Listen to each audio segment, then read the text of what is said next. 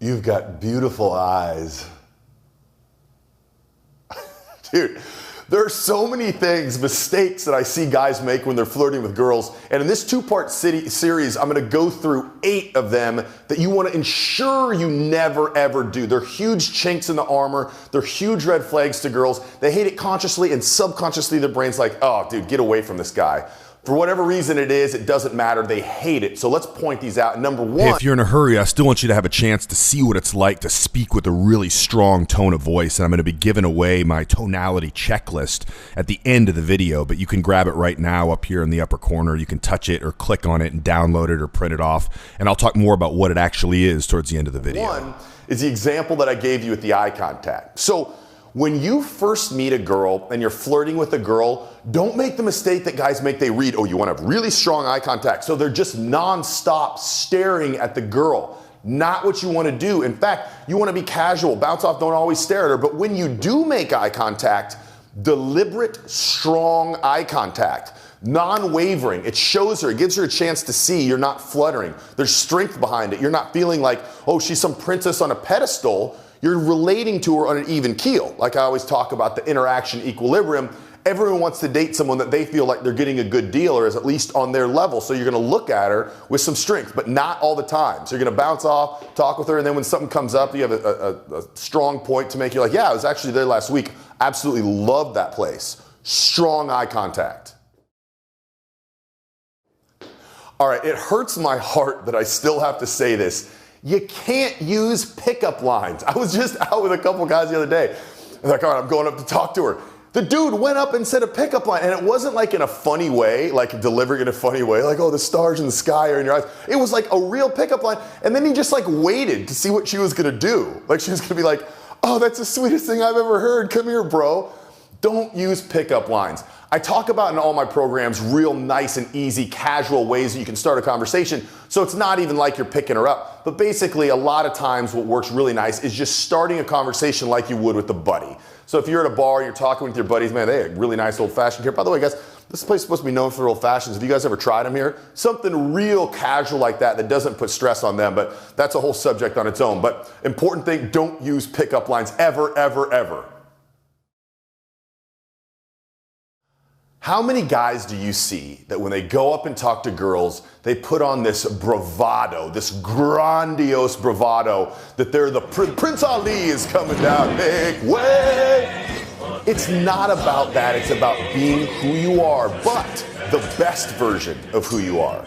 Never pretend someone you're not, because what's the best case situation? You hang in there for 15 minutes with this act, and then then the goal to hang out with them more, they're gonna find out who you are.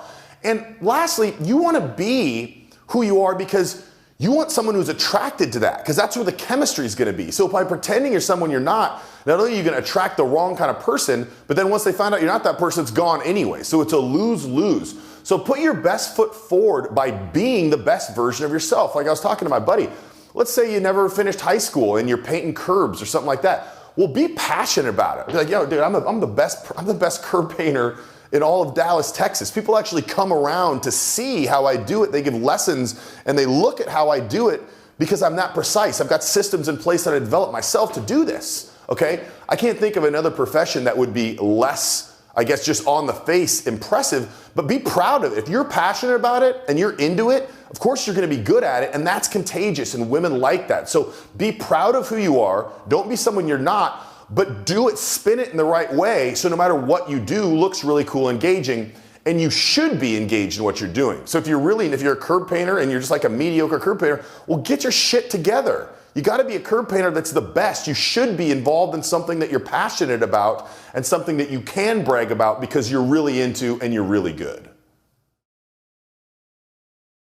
All right, this is so transparent and so many guys do it. I don't know what's going on in their head where they do it. But let's say they've got a crush on a girl and they're flirting with her. They will like and comment on every single Facebook or Instagram post ever.